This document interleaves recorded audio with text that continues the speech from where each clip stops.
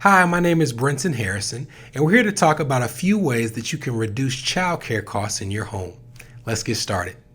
Number one is look for discounts or sponsored programs for which you might be eligible in your area.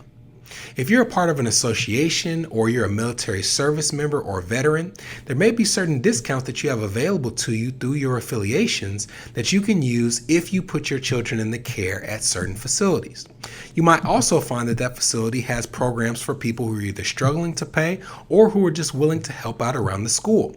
For example, at the elementary school that I attended, there's a program where parents can volunteer for a certain amount of hours throughout the year, and they can get a discount for their children's monthly tuition when they do so. You can ask that organization if there's anything that you're eligible for or anything that you can offer as a service to them in exchange for reduced childcare costs for your family. Number two is ask for a fee schedule. Now, this is something that works differently depending on the program in which your children are going to school or receiving care, but there are some facilities that operate off of a fee schedule, meaning that they have a separate fee they charge for certain services, and you do not have to pay for those things in totality. Now, some may not give you that option. They'll say the price is the price and this is what you get when you come, but there are others who may say that we charge separately for food. We charge separately for the ability to have after-hours pickup, where we're giving services to them if you can't get here by a certain time. And these may be things that aren't an issue for you. You may be able to provide your children those items in a way that doesn't negatively impact their participation in that program. So ask your provider if they do charge based off fees that are separated, if you can see that fee schedule, and if there's any availability to negotiate in the items that you don't necessarily need when your child's at that facility. It may be a quick way to make sure that your child is receiving care in the place in which you're comfortable without having to pay the amount that's uncomfortable based on your budget. Number three is consider a babysitting co-op. Now, with the rise of working from home and people who have just work flexibility, even people who are staying at home, you're starting to see these more regularly. And a baby co-op is basically an informal way of tracking who is babysitting people's children in order to make sure that when you need care for your kids, you essentially have a bankable number of hours that you can utilize within the parent in your co-op. As an example, let's say that you have a co-op with 4 other parents in your city, and you would say, for example, babysit their children for 3 hours. Well, you now have 3 hours in your bank. That means that you can in turn have your children babysat by people within that co-op for 3 hours as well. Then you're back to 0. Now, let's say that you are at 3 hours and then you have your children watched for 4 hours. So you are now at -1 hours.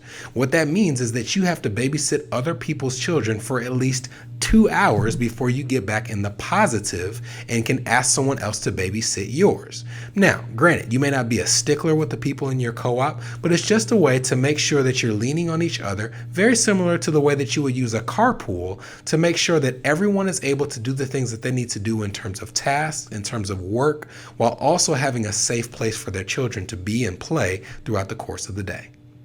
If you have multiple children, you should also not eliminate from your mind the possibility that you should hire a nanny or an au pair. So we've had clients who have come through our offices with 2 children in daycare, 3 children in daycare, or in the summertime, they're trying to find a place that's going to cost 1, 2, 3 different times that fee to do summer camps or different things just to get their kids out of the house and give themselves the ability to get some work done. Well, you'd be surprised the things that you can negotiate or put yourself in a position to pay for when it comes to a nanny or an au pair.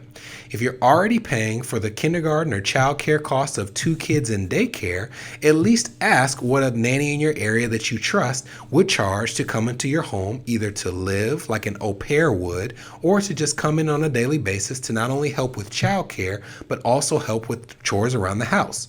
You'd be surprised where even if you see a similar fee or maybe even a slightly larger fee for a nanny, how reducing some of the commuting costs or the cost of providing lunch outside the home can help make that comparison a little more even than you think when you're first going into the process. So ask.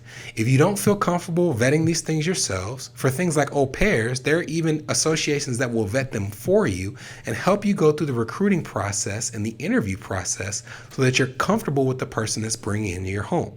I'm telling you, if you have multiple children, with the cost of these daycares that you're finding these days, it is something where not just in terms of the price, but also of the availability and ease of commute, ease of access to childcare, it's something worth considering. Another way to reduce childcare costs is to make sure that you're fully utilizing any tax credits that you have at your disposal. Now, there's a difference between a tax deduction and a tax credit. A tax deduction is something that's used to reduce the amount of income that's subject to income taxes. For example, if you have $100,000 in income and you have a $5,000 tax deduction, then it would lower how much of your income you pay taxes on to at least $95,000. Now, conversely, a tax credit is something that's used to reduce the actual amount you pay in taxes. And for example, if you had $5,000 in taxes that you owed, a $1,000 tax credit would reduce that bill to $4,000. Or if you were due to receive a refund, a tax credit would increase the amount of that refund. So, when it comes to childcare, a deduction is something that's not really hard to keep track of. If you have somebody helping you with your taxes, you say, I have this many children, they figure it out, it's pretty easy to do. But the tax credits associated with childcare are things that require a little more maintenance and a little more tracking. You would have to manually keep track of the things that you're using to pay for childcare throughout the course of the year, so that at the end of the year, you get the full tax credit that you're due. Make sure you find a system so that if you haven't in the past, you keep track of all these items so that if you're filing your taxes yourself, you can list them and total them up, or you can turn them over to a tax professional so you get that full tax credit at the end of the year. Next is consider using 529 funds for early childhood expenses. 529 funds were funds that used to be exclusively for college planning. What would happen is you would put the money into a 529, it would be invested, and the investment would grow tax deferred, meaning you didn't owe any taxes or interest on it as it grows. And as long as you use that money in college for a qualified expense like tuition or room and board, you wouldn't pay taxes on it at that time either. It was a great tool for people who were trying to put aside money for their kids' college. Well, in recent years, the allowability and the allowable expenses for 529s have increased tenfold. You can now use them for any expenses that are qualified for schooling from kindergarten all the way through college.